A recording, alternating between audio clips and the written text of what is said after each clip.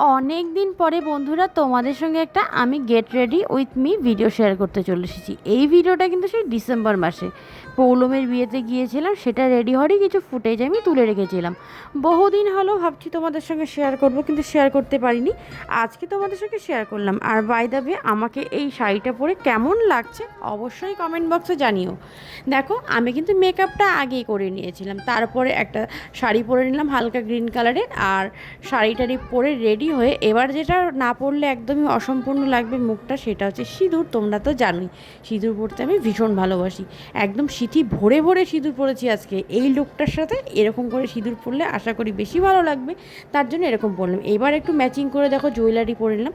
যেহেতু শীতের দিন ছিল, ওপরে আমি একটা ব্লেজার পরবো, তার জন্য আমি বেশি জুয়েলারি পরিনি। আর এমনিতেও আমি একটু লাইট সাজতেই ভালোবাসি, বেশি জুয়েলারি পরতে ভালো লাগে না। বাই দ্য ওয়ে, লুকটা কেমন লাগছে অবশ্যই কমেন্ট করো। দেখা হচ্ছে নেক্সট ভিডিওতে। টাটা।